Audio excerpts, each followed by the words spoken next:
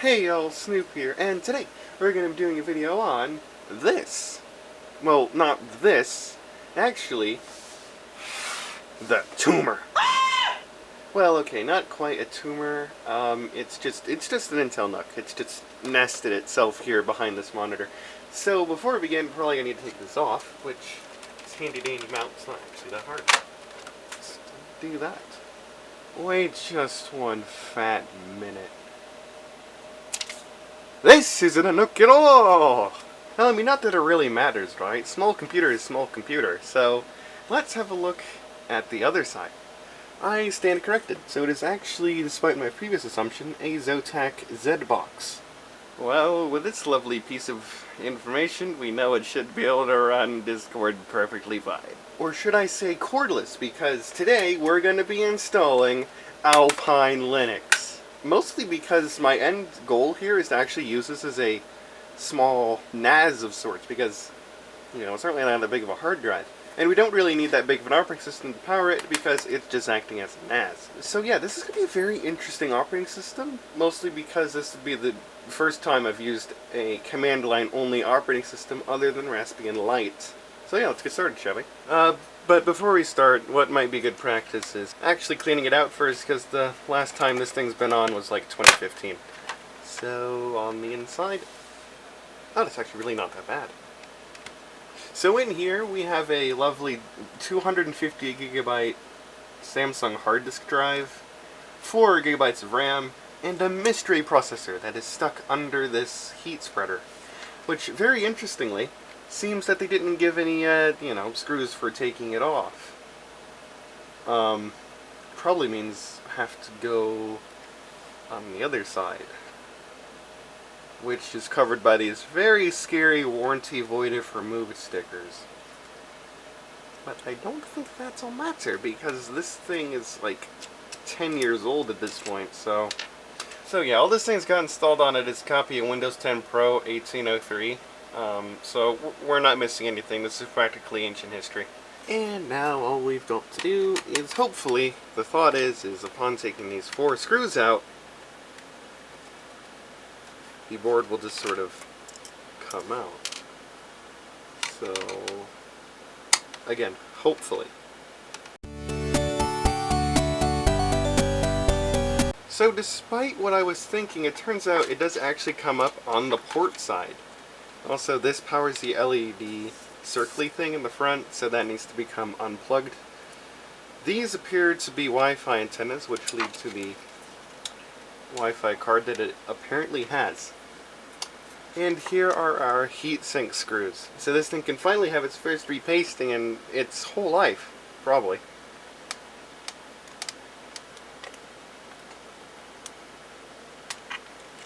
Again, this thing has never been repasted before, so probably best to take it slow. Don't want to... that's a shame. Figured it would have been socketed, 2012, but no.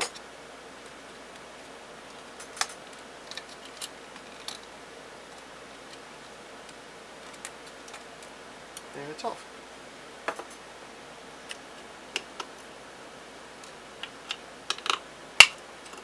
Oh, nice click.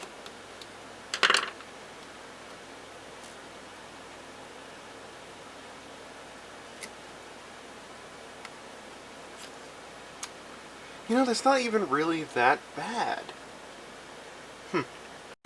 And now that I'm done, of course using a vacuum, making sure there's no dust floating around in the air. Definitely brought out a vacuum and got rid of the dust with a vacuum. Yeah, definitely used a vacuum. Of course used a vacuum. What do you think I am? Stupid? I mean, I am. I'm not stupid enough to not use a vacuum, of course. Now, I wonder, what are those chips? Is that for the onboard RAM? No, onboard RAM, what am I?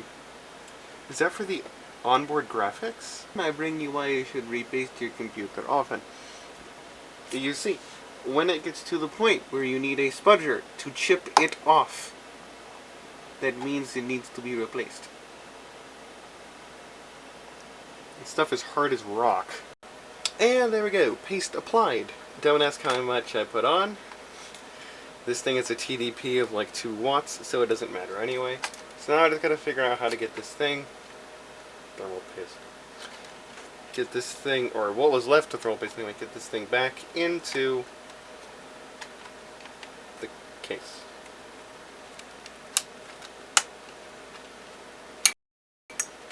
What was that? What was that? I'm glad I was recording. Don't know where that went. Oh no! That was the cover for the digital audio. Well, luckily, nobody will be using that, but oh, that's gone.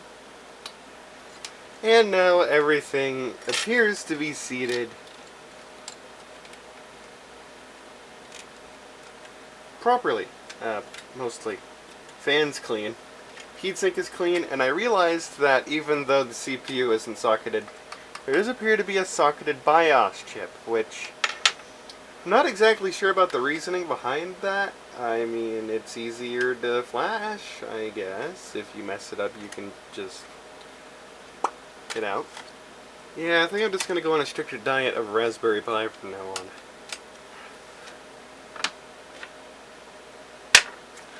Thumb screw. I can use my thumb for the thumb screw.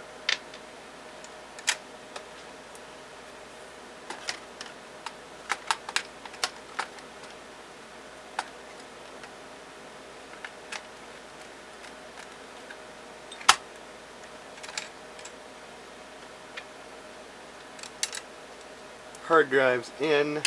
Heatsink is on. Yeah, perfect. Are you guys ready to see just exactly how much I broke it? I am too.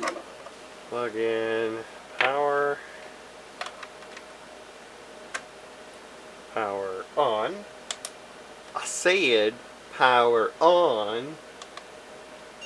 Oh, okay, here we go.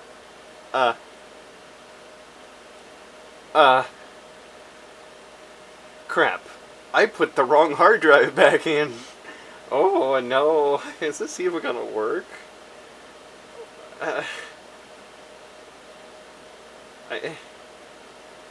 This is my ThinkPad installed with Ubuntu. Or not Ubuntu, Kubuntu, don't sue me.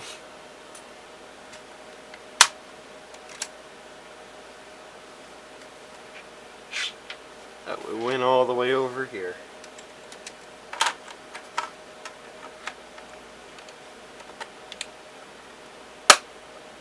And now with any sort of luck, we should get boot errors, which no bootable device found is what we're looking for.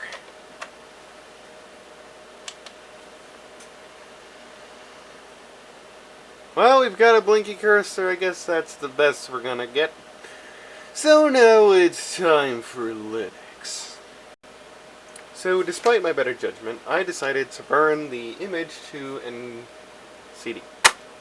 Which isn't really that bad, because turns out this thing has USB 3 ports, so it's not really that old. But it can also provide the full amount of power that I need to run this CD-ROM drive without using too many ports, which is nice. And this seems to be USB. Try and plug it into the Ethernet port. And now it is time to begin the Linux experience. And now all we've got to do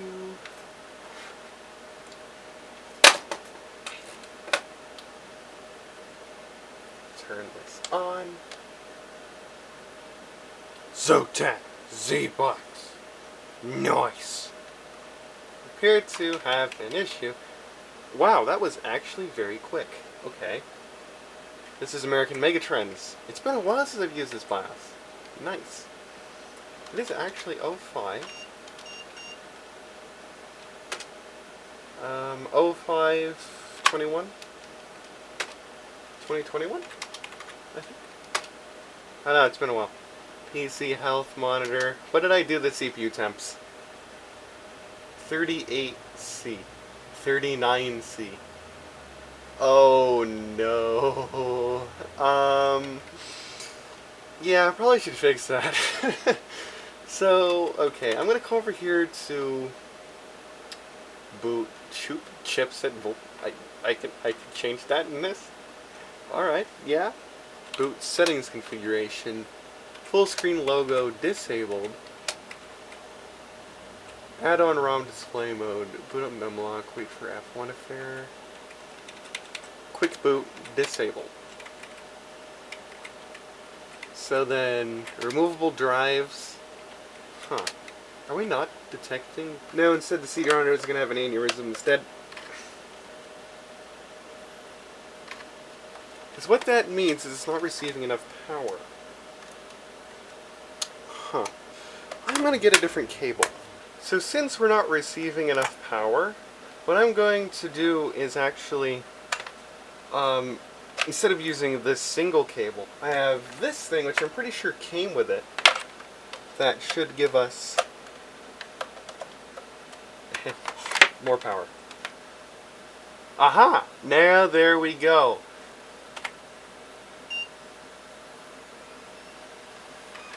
And we are now booting into Alpine. At least we should be. And let's go with root, I think. And alright. So, now, you can set up the system with the command setup-alpine. AM, American? To do this safely, I'm going to go with GB, just because I know that's Great Britain. GB is just an option. I'm going to go with that. I don't know what keyboard layout this is, its technical name, so... example, I'm just going to go with Funny Box. Which discs would you like to use? Well, there is only one option. What? SDA. And now it's just going to copy our files over onto the very many new partitions on dev SDA. Sure is taking a while. 74%. Ah! This thing is going to go thermonuclear here in a minute, so I'd better hurry up. Oh my! I think that actually worked! So please reboot. Is that like a thing I can do? Oh crap. Did not think that would work. So now I can just unplug this. Wait, no, that's the keyboard. Oh, that's such a nice boot up screen. I like that. Oh, yeah, that's nice. Now let's see, does the Wi-Fi work? Sending discover, sending discover, sending discover. Ooh, it worked, I think. Nice. So yeah, all right. Let's do some stuff. So sudo, I did some research. It's apk add neofetch. That's most likely compiled for this.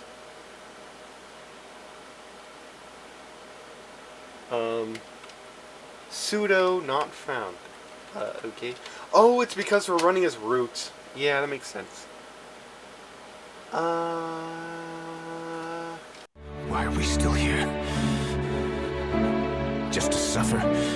So here I am back a couple days later, and I just spent the past 4.5 hours breaking and then fixing and breaking again, and then fixing the internet configuration of the interfaces and stuff, all in an attempt to basically get neofetch installed, and then also Samba, because we're going to need that in order to do the file server. But as it turns out, all I needed to do was uncomment one line in the APK configuration file. But with that all under the bridge, we should now just be able to configure Samba and it reboot, and it should theoretically work. Which I already tried doing. I don't know if it works, but for the sake of the video, I'm actually just going to remove it. I know it contains example stuff, but smb.conf? Ah, there we go. So now, before I do that though, just to show you that neofetch is indeed working. There we go. And all that took was just uncommenting the community line in the APK configuration file. So, according to the handy dandy wiki, it's been years since I've used Samba last. All I should need to do equal the user which I created while the camera apparently wasn't working. Now, storage equals, now I'm just going to make it the home directory of the forced user, because why not? And then Control X, Y, enter, and now with any sort of luck this should work. Okay, and I have no idea if this works. In order to figure out whether or not this works, I got to bring out, oh wow, that fell over. Old Reliable. You know, I find it funny how I say Old Reliable, but then the battery's dead. So, despite my better judgment, I decided to use this thing's Windows 10 install because it's, SMB is a Windows thing, but appears that was not a good idea. I walk away and here it is in Linux again. Well, okay, hopefully this will work. So now that I'm connected to the proper Wi-Fi network, as in the same one that is, I should just be able to come over here to... Well, that's not a good sign. Maybe I can type in the IP address. So, 192.168.2.140. Internal error! No route to host. This is not a good sign. Just to make sure this doesn't work, I can actually ping. So it is working and it is receiving pings just fine. So perhaps it is just an issue with...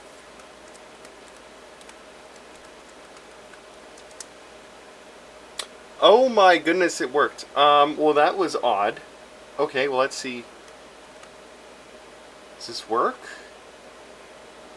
So guest login probably shouldn't work. Okay. But what about if I use... Maybe I need to set a password on the Linux side. So now we have the password changed by root.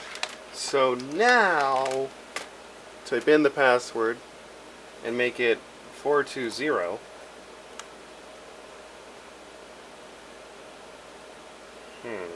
So according to Ask Ubuntu, all I should need to do is actually just do SMB password. Or pass WD, thanks Ask Ubuntu. So 420. 420. So that means now it should work. So now all I should have to do is put in 420. And supposedly it worked. And here's the Samba folder that I actually have in that home directory. It works. We have it working as a file server. So let's just, okay, create new text document, test. Do we need to like own it? Okay, maybe I don't own that folder. I can create a new folder here. Okay, I guess I just don't own the Samba folder. That makes sense. So as you can see, transfer failed. So, okay, let's name this test. So this is a folder I own because I just made it. I can create a new text document. Create it as test. So in order to just make sure this works, let's go to, or make sure this works, let's just make sure the directory showed up. Which is tilde ls, and we have test. We can see the into test ls, and there's our test text document. Nice! So this works perfectly. Well, mostly it is over Wi-Fi, but configuring this to go over Ethernet isn't hard. In fact, it's quite easy. So yeah, here it is, Alpine Linux on a ZBOX, running Samba, on running a network share on Samba, working perfectly. well, mostly perfectly. There was a lot of hurdles involved, but yeah, so now we can go on Windows and transfer files to this and take them off. But, okay, now just before we end this off, let's have a look here. So, -L. As we can see, this one is, okay, so one of them is owned by Snoopie, and another one is owned by 777. Which, if we cd into Samba, we can do ls-l, and that won't do anything because the folder is empty. But the reason why I can't create anything in here, same thing goes for mkdir test. And now this should fail. Yes.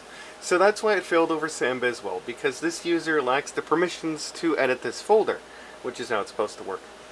So, you know, if I just actually sq chown and I forgot pipe. So let's just remove it. And now what I have left is that.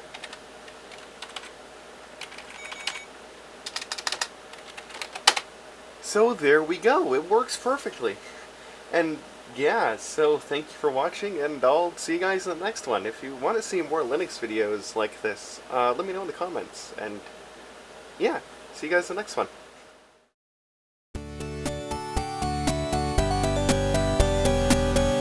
Did it turn itself back up? Yeah, it did. Well, we're gonna need this. And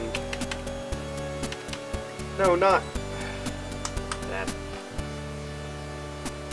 Out. If I select that.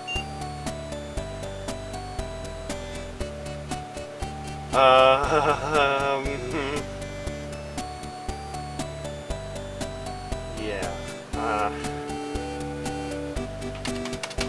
I figured there would be some sort of hang, but it did sort of work. It sort of worked. It not totally, but yeah.